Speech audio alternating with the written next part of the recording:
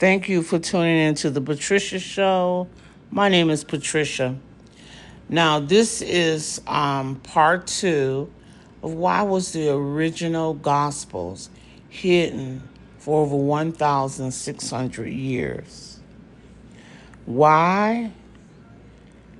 Why were you, me, all of us, why have we been lied to? So let's continue. Why were these books hidden from us? Because they taught divinity,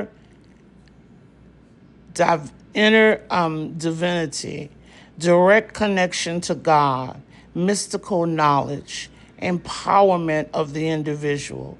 And they did not support the political, institutional versions of Christianity created after 325 AD. These gospels, they were banned, burnt, and buried to protect them. What do you even think about that? Because that means that they've hidden the truth from you. The truth was hidden. Why else would they hide the books? What would be the reason? Like, we went over a lot of them, but can you think of any reason that they would hide the books?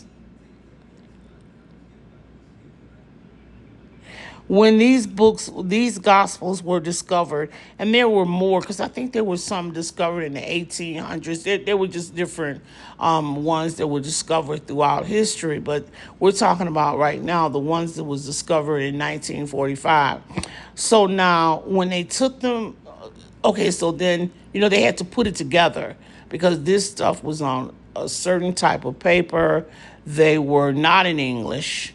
So they had to do a lot of translating, probably to get them in the proper language, and the paper was probably falling apart and everything. So when they got it all together and they took it to the bishop of the church, because that's what they did, they took it to the bishop, and the bishop rejected it because it wasn't based on what the churches had already taught mankind. So they didn't accept it. Now, let me ask you this. If I come to you and I tell you, hey, we found these records, we know they're the direct teaching of Jesus, and then you feel that they may be the direct teaching of Jesus, but it's contradictory to what we teach, so we don't want it. How can they do that? How can they do that? And they surely can't say, well, how do we know this is the teaching of Jesus? Like, because, they have the proof, whatever proof they're giving them, for the I think they said that the language was Aramaic or whatever that language is Jesus spoke. It was in that language. And so they knew that this was from then. What would be the reason that they would reject it? Why wouldn't they even say, hey, let us translate everything and just present it to the people? We could put it a part of the Bible, or we couldn't just present it to the people. But they didn't. They made a decision to keep it from the from the people, and not present it in the Bible. Now, let's don't even talk about those that they found, the Gospels. Let's talk about the books in the Bible. Why is it that the Bible that we have in America is missing 44 books? Why is that?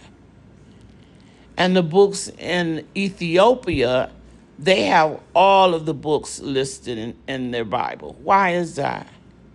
Why did the church, the bishops, select what books that we was to read, and what books basically were made up in the Bible was going to be a part of the Bible, and what books were not going to be of the Bible?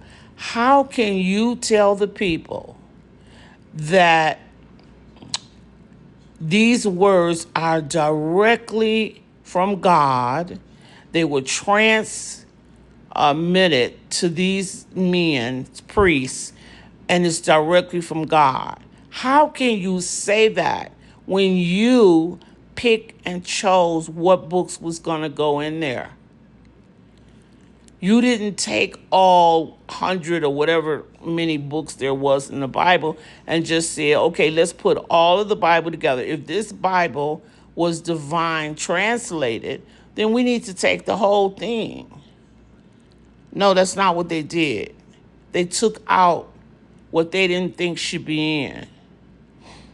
And the only Bible that has all of those books in there is the Ethiopian Bible. The Ethiopian Bible, I have those 44 lost books that are not in, the King James Version. I'm just going to say the American Version.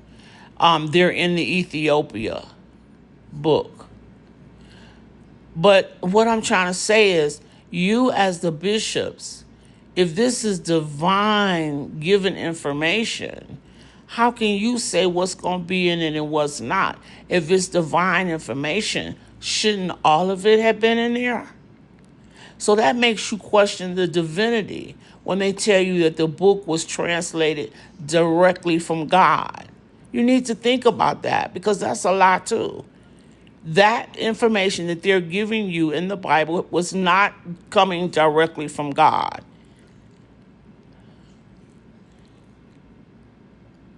That was stuff that was in there that Constantine put the preachers up to put in there in accordance to what was going on in the political environment at that time. If something is divine translated, then everything that was translated would have been in there, not picking and choosing what goes in there and what's not. And do you all even know that the Bible that you have, the St. James Version, it has not Thomas. It has Matthew, Luke, and John. All that they're giving in the Bible was not direct communication.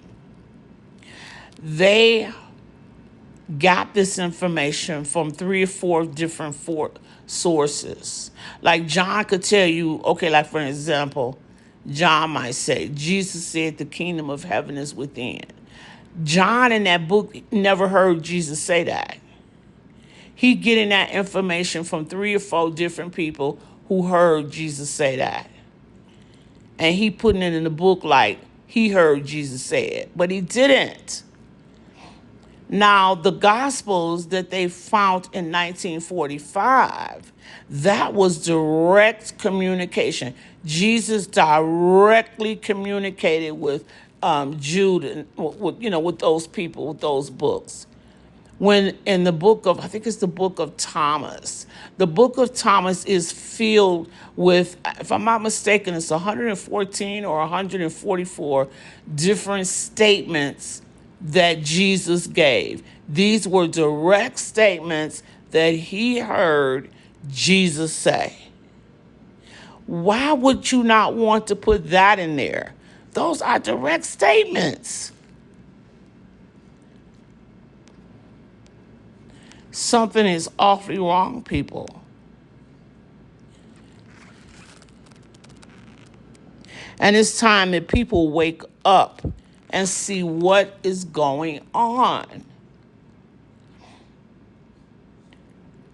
Why would they not? Because, okay, so then I get this gospel, or find this stuff in a glass. It was in a glass buried on the cliff or something like that, is when they found this gospel.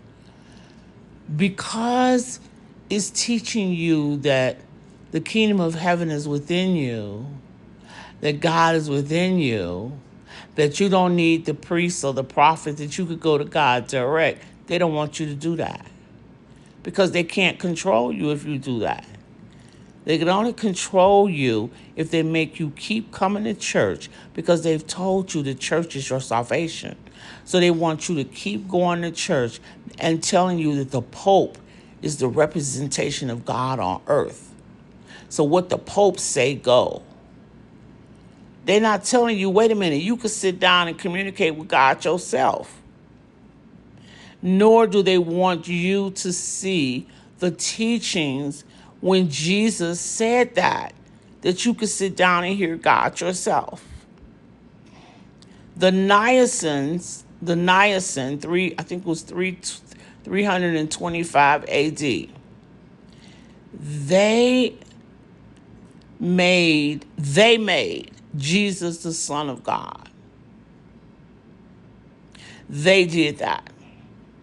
They said they did that because Jesus had this divine spark in him, the light. So because Jesus had this light in him, he was he came directly from God.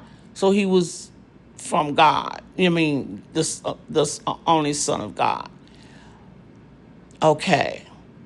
But what they didn't tell you is that through Jesus' total teaching, Jesus was telling you, you have this divine spark too. We all have this divine spark. The divine spark is not just in me, it's in you too. So if it's in you too, that means that Jesus was not the only Son of God. That means you're the Son of God too. But the Nicene is saying that's the reason that they made Jesus the Son of God, because they thought Jesus had this divine spark and nobody else had it.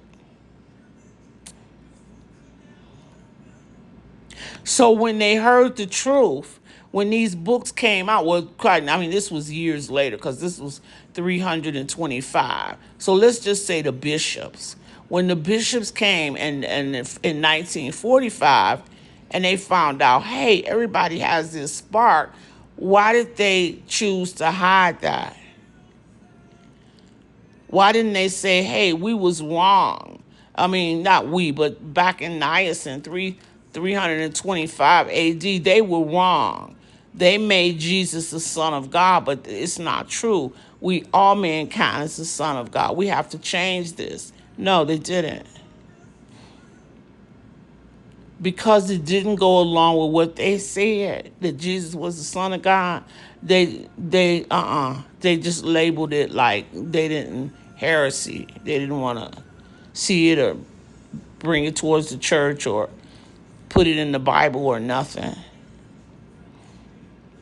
So people, you have to wake up and realize that you have been lied to. You have been bamboozled. You have been lied to. And then you need to go within and seek and ask God to teach you the truth.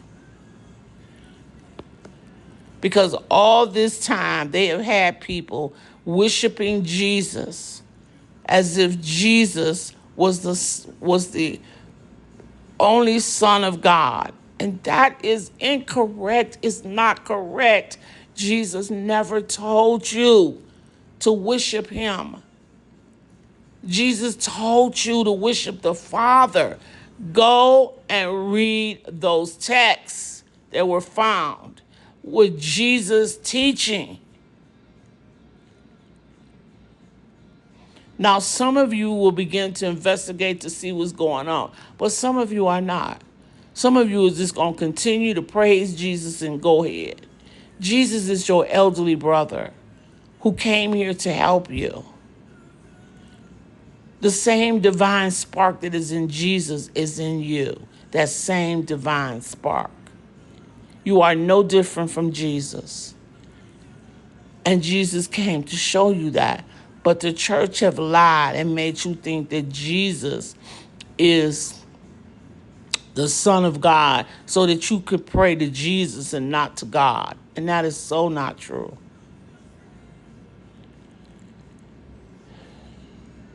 It's a shame how all these centuries are on earth that they have lied to people. All of this time, taking your power away and lied. The worst thing is ignorance. But once you have the knowledge, everything changes in your life. I was listening the other day to these, or maybe I'll do that on another one because I don't really have time. Okay, thank you so much for tuning in to the Patricia Show.